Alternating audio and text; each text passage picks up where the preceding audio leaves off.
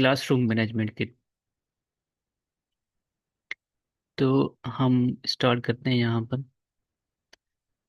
तो classroom management में हम काफ़ी चीज़ें डिस्कस करेंगे। पहला तो ये क्लासरूम मैनेजमेंट होती क्या है और इफेक्टिव क्लासरूम मैनेजमेंट को हम कैसे डिज़ाइन कर सकते हैं। और क्लास रूम मैनेजमेंट के फीचर्स क्या हैं, उसमें फिजिकल फीचर्स को डिस्कस करेंगे, हम सोशल इन्वायरमेंट को डिस्कस करेंगे।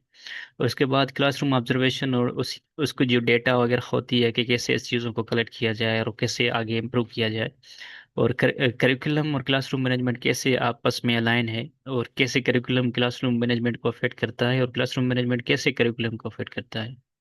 फिर उसके बाद routine schedule and time management in diverse classrooms. उसके बाद creating shared values and community, physical setup of the classroom and strategies for classroom management. तो ये सारा ओवरऑल करिकुलम होगा जो हम क्लासरूम मैनेजमेंट में कवर करेंगे। हाँ, चीज़ें काफ़ी आगे, बहुत आगे पीछे हो सकती हैं।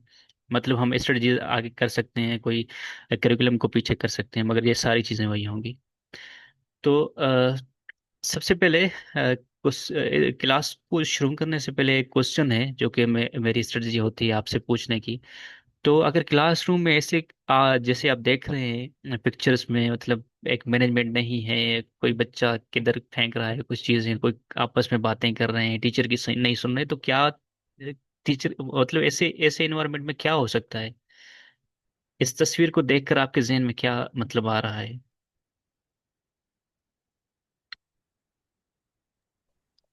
सर सर इसमें फर्स्ट तो ऑफ ऑल, जी जी आप बोले।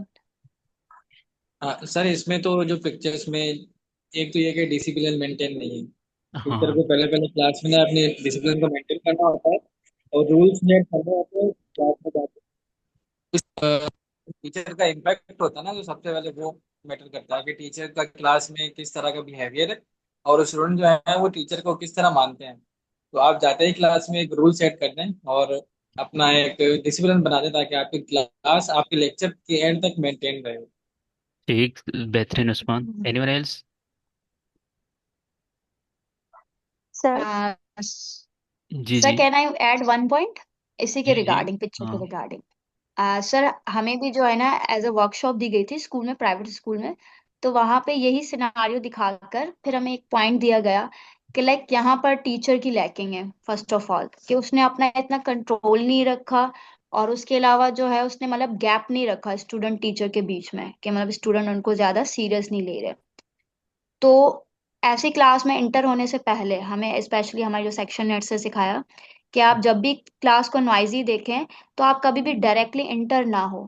आप गेट पर ही जो है ना एज अ टीचर स्टैंड करें, और अनटिल एंड अनलेस बच्चों को स्टेयर करते रहें जब तक कि नॉइजी बच्चे काम डाउन नहीं हो जाते और अपनी सीट्स पर आकर बैठ नहीं जाते, देन आप ऐसे तो क्लास में एंटर हो। ऐसे तो आधा घंटे बाद अदरवाइज बैठना एंटर पड़ेगा। होने के बाद आप सिचुएशन को कंट्रोल कर सकते हैं।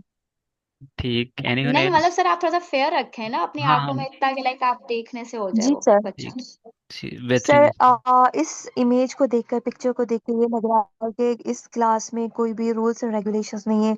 जो फर्स्ट चीज है क्लास में, टीचर जैसे ही एंटर होता है तो सबसे पहले, हर क्लास में हम अमूमन जाते हैं तो सबसे पहले क्या टीचर करता है कि रूल्स एंड रेगुलेशंस का बोर्ड जो है वो सेट करके लगाते हैं कि भाई ये आपके रूल्स एंड रेगुलेशंस है। उसके बाद जैसे कि वो बच्चे जो डिस्ट्रप्टिव बच्चे हैं क्लास में, बहुत ज्यादा डिस्टर्ब करते, ना खुद पढ़ते हैं ना दूसरों को पढ़ाते, ऑब्वियसली फर्स्ट डे तो आपने just rules and regulation paste करिए क्लास में। उसके बाद टीचर ऑब्जर्व करेगा कौन से बच्चे डिस्ट्रप्टिव है, फिर according to them task assign करेगा, ऐसे ऐसे जो है वो स्ट्रेटेजीज प्लान करेगा कि जाके वो बच्चे जो डिस्टर्ब है उनको किस तरह क्लास में बिजी रखा जाए ताकि वो खुद भी पढ़े और लर्निंग इफेक्टिव हो सके। डेफिनेटली। ये सारी पॉइंट्स जो है ना हम इस लेक्चर्स की सीरीज में कवर करेंगे कि क्लासरूम का जो फिजिकल एनवायरनमेंट है, सेटअप चेयर्स का है, टीचर का जो अथॉरिटेटिव एक रूल होना चाहिए, और टीचिंग मेथोडोलॉजी कौन सी होनी चाहिए, टीचर्स की कम्युनिकेशन कौन सी होनी चाहिए, स्टूडेंट का क्या मतलब बिहेवियर होना चाहिए, रूल्स एंड रेगुलेशन कौन से सेट करनी चाहिए, कहाँ पे पेश करनी चाहिए। तो ये सारी चीज़ें हम क्लासरूम मैनेजमेंट में पढ़ेंगे। ठीक है। तो सबसे पहले हम पहले आइडिया लेते हैं ना कि क्लासरूम मैनेजमेंट है क्या। क्लासरूम मैनेजमेंट बेसिकली ये क्या लिखा हुआ है? Classroom management refers to methods and strategies used by the educators to maintain a helping classroom. एक ऐसे मेथड्स होते हैं, एक ऐसे स्ट्रेटजीज होती हैं जो कि हेल्प करती हैं किसी एजुकेटर को, कि टीचर को अपने हेल्प जो क्लासरूम का एनवायरनमेंट है वो लर्निंग बनाने में। ठीक है। क्लासरूम एक मल्टी फेसेटेड प्रोसेस है। मल्टी फेसेटेड मतलब इसमें डाइवर्स चीजें आ जाती हैं, लाइक करिकुलम को एंगेज करना, स्टूडेंट्स की रिस्पॉन्सिबिलिटीज को बताना, teaching modelling, appropriate teaching modelling को अपनाना, इस इंस्ट्रक्शन जो टीचर दे रहा है उसको इफेक्टिव बनाना, और मैनेजमेंट स्किल्स भी आना। ठीक है ना। टीचर को ना सिर्फ करिकुलम का पता हो, बल्कि ये सारी चीजें, टीचिंग, डिफरेंट टीचिंग मॉडल्स का इफेक्टिव इंस्ट्रक्शंस कौन सी होनी है, मतलब कहाँ पे यूज करनी है, कौन सी यूज करनी है, और उसके साथ साथ उसमें मैनेजमेंट स्किल्स आए, तो ये सारी चीजों को मिलाकर हम एक ही नाम देते हैं क्लासरूम मैनेजमेंट। ठीक है। मतलब एक मल्टी फेसेटेड प्रोसेस है जिसमें ये सारी चीजें आ जाती हैं।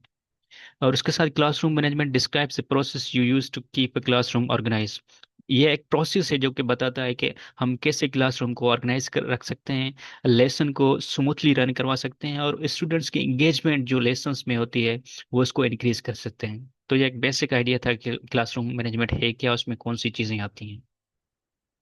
तो इम्पोर्टेंस ऑफ क्लासरूम मैनेजमेंट मतलब क्या है, इसकी इम्पोर्टेंस कौन सी है, और अगर क्लासरूम मैनेज होते सही तरीके से तो हम कौन सी चीज़ें अचीव कर सकते हैं। तो कंसिस्टेंट एक रूटीन होती है। जब भी क्लासरूम मैनेज होता है तो एक बच्चों को पता होता है कि हमारे रूटीन्स क्या है, हमारा प्रोसीजर क्या है, टीचर क्या करने वाला है। ठीक है। और इसके साथ क्लासरूम एक अच्छे तरीके से स्मूथली रन हो जाता है फिर। इफेक्टिव टाइम मैनेजमेंट, अगर क्लासरूम मैनेज्ड है सही तरीके से, इफेक्टिव मैनेजमेंट है, तो वहां पे टीचर का टाइम भी बच सकता है। ठीक है। वहां पे टीचर इफेक्टिव टाइम को इफेक्टिव यूज कर सकता है, टाइम को अच्छे तरीके से, ताकि वो लर्निंग को मैक्सिमाइज कर सके। उसके साथ साथ पॉजिटिव एटमॉस्फेयर होता है। अ, एक वेल मैनेज क्लासरूम में हमेशा पॉजिटिव एटमॉस्फेयर होता है, वहाँ पे फ्रेंडली होता है, सबको बोलने का और सीखने का मौका मिलता है, ताकि वो अच्छे तरीके के साथ पर्पसफुल लर्निंग हासिल करें। और स्टूडेंट इम्पैक्ट, अगर क्लासरूम मैनेजमेंट होता है, इफेक्टिव होता है, तो वो स्टूडेंट पे बहुत ज़्यादा इम्पैक्ट करता है। और ऐसे ही अगर क्लासरूम का माहौल नेगेटिव है, मैनेज नहीं है, अनडिसिप्लिन है, तो वो भी नेगेटिव इम्पैक्ट करता है स्टूडेंट्स का, और स्टूडेंट्स वो सारी चीज़ें सीखता है जो कि नहीं करनी चाहिए, एक अनडिजायरेबल बिहेवियर है।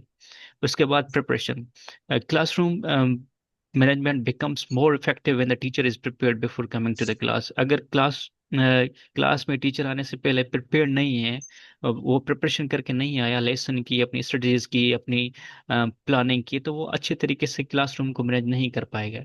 तो क्लासरूम मैनेजमेंट अच्छे तरीके से तब हो पाएगी जब हमारा टीचर जो है वो अच्छे तरीके से खुद को प्रिपेयर कर पाएगा।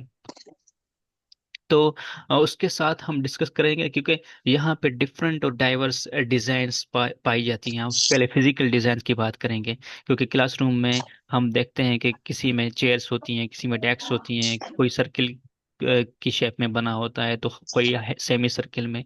तो यहाँ पे हम डिफरेंट स्टाइल्स को देखेंगे, और उसके उस स्टाइल के साथ उसके पॉजिटिव और उसके नेगेटिव पहलू पर भी जो है ना वो गौर करेंगे।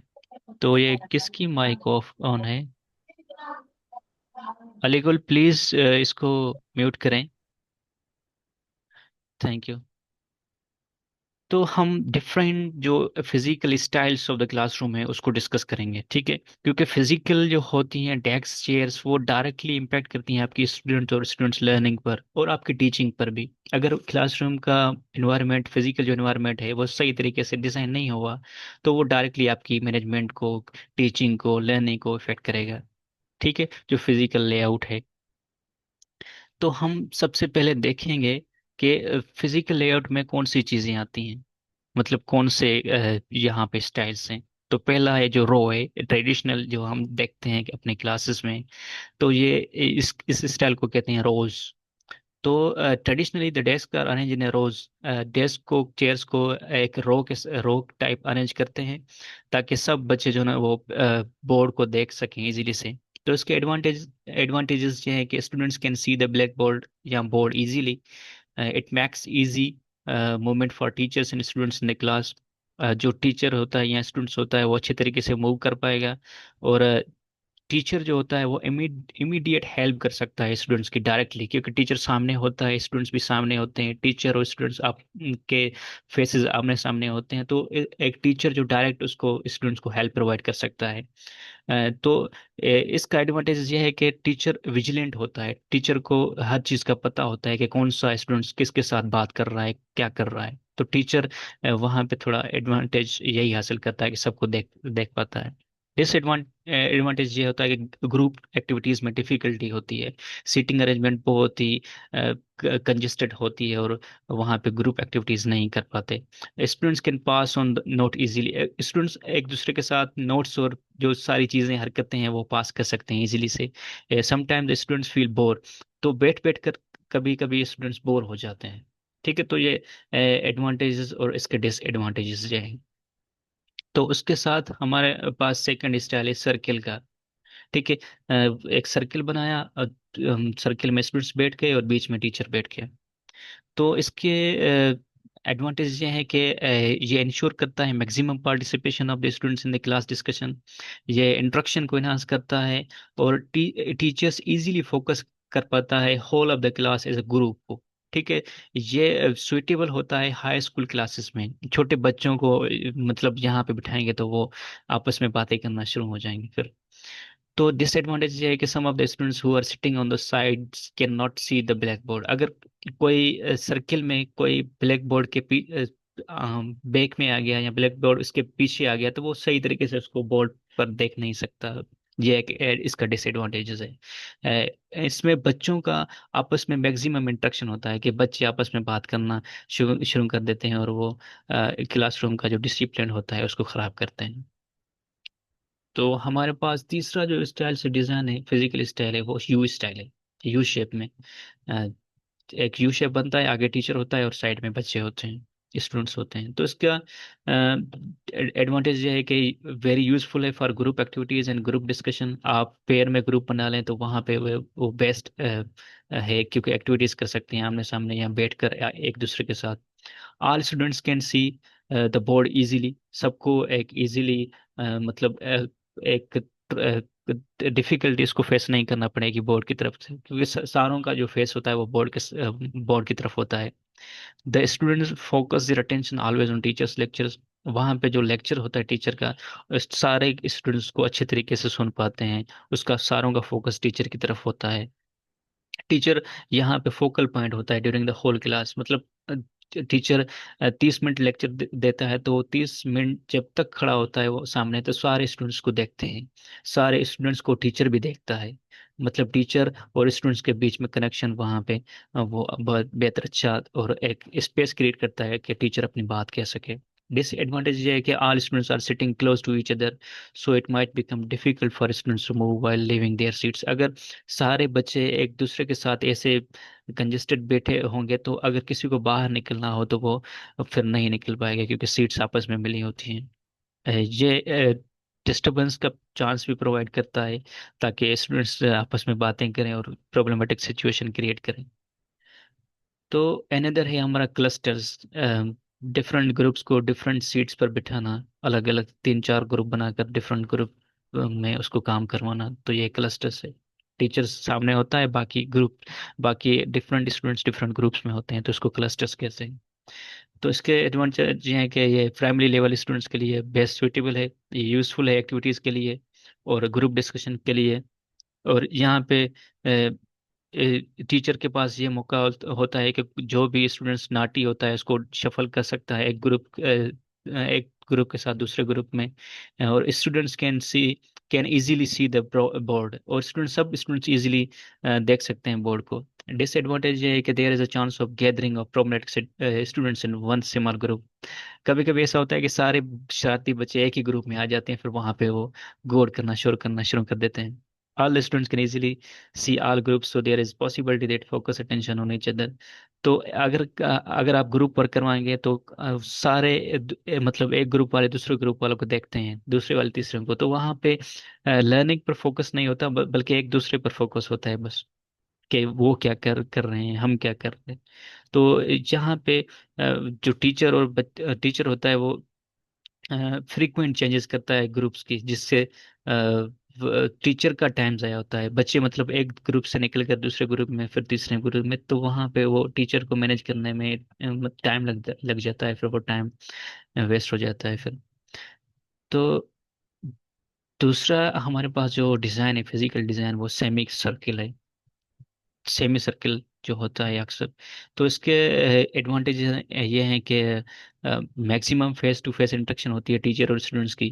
Teacher can apply different methods of teaching in this type. कभी वो ग्रुप एक्टिविटी करवा देता है, कभी pair pair think pair and share करवा देता है, तो कभी डिफरेंट चीज़ें करवा देता है। तो मतलब यहाँ पे टीचर्स के पास यही एडवांटेज होता है कि वो डिफरेंट टीचिंग मेथड को यूज़ कर सकता है। Teacher can easily monitor the work of the students. It is suitable for projects which needs grouping of students। Instructional aids are easily visible. यहाँ पे अगर कोई बोर्ड यूज कर रहा है, टीचर कोई प्रोजेक्टर यूज कर रहा है, तो वो इजीली सब बच्चों को दिखाई दे सकता है। डिसएडवांटेज ये है कि not suitable for not suitable for primary classes. ये प्राइमरी क्लासेस या जो नीचे क्लासेस होती हैं उसके लिए सुटेबल नहीं है, क्योंकि यहाँ पे बच्चे गौर करना शुरू कर देते हैं। Uh, those students who are weak might suffer as a teacher cannot approach if they are sitting in the middle। अगर कोई बच्चा मिडिल में है या लास्ट में है, तो वो सफ़र कर सकता है, क्योंकि टीचर उसके पास जा नहीं सकता, एक्सेस नहीं कर पाता वो, और वो टीचर के पास आ नहीं सकता, तो गाइडेंस यहाँ एक कम्युनिकेशन गैप आ सकता है यहाँ पे।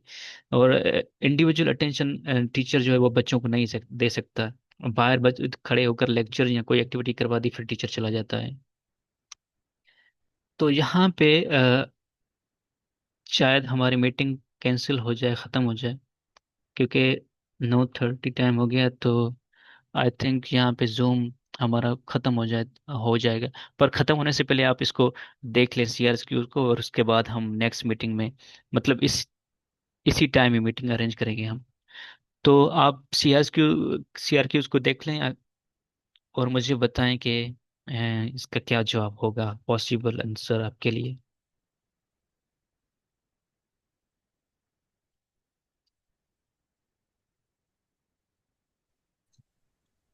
सर जो सर अभी फर्स्ट बताना क्वेश्चन है या है, सेकंड वाले में बताना है, मतलब सेकंड मीटिंग में?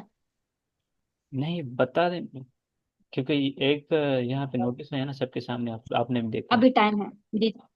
सर सर फर्स्ट वन में जी जी। Can I speak? जी जी। जी सर, फर्स्ट वन में जो आपने पूछा ना, how does classroom sitting arrangement affect students participation, almost ऐसे ही होता है कि लाइक जितना टीचर जो है वो बच्चों को ऐसा फील होगा कि टीचर हमें ही ऑब्जर्व कर रहा है, हमें ही जो है ना फुल अटेंशन दे रहा है, दैट मीन्स के जो अफेक्टिव है, मीन्स बच्चा हर कोई पार्टिसिपेट करेगा। और एज अ न्यू टीचर मुझे जो है वो सर्कल वाला जो स्टाइल था वो ज्यादा वो इफेक्टिव लगा, बिकॉज उसमें जो है ना सारे बच्चों को ये होता है कि भाई टीचर हमें ही देख रही है, तो कहीं हम्म। और उनका जो ना माइंड डाइवर्ट नहीं हो सकता, in my point of view. ठीक, डेफिनेटली सनिया, बहुत अच्छा। Anyone else? जी सर, जो फर्स्ट वन है उसमें ये है कि सीटिंग अरेंजमेंट ऐसा होना चाहिए कि टीचर जो है वो क्लासरूम में राउंड लगा सके, ताकि हर जो स्टूडेंट है वो विजिबल हो, जो भी काम कर रहे हैं, तो टीचर का मतलब उनका इंटरेक्शन हो सके इजीली, और बच्चे को भी पता है कि कभी भी टीचर मेरे पास पहुंच सकता है। मोस्टली ऐसा होता है जो बैक बेंचर्स होते हैं वहाँ टीचर की इतनी अटेंशन नहीं जाती, तो क्लास में सिटिंग अरेंजमेंट ऐसी होनी चाहिए कि टीचर इजीली क्लास में राउंड लगा सके और हर बच्चा विजिबल हो। ठीक, डेफिनेटली बहुत अच्छा। टीचर के पास राउंड लगाने का मतलब हो, ऐसी स्पेस हो कि टीचर आ जा सके।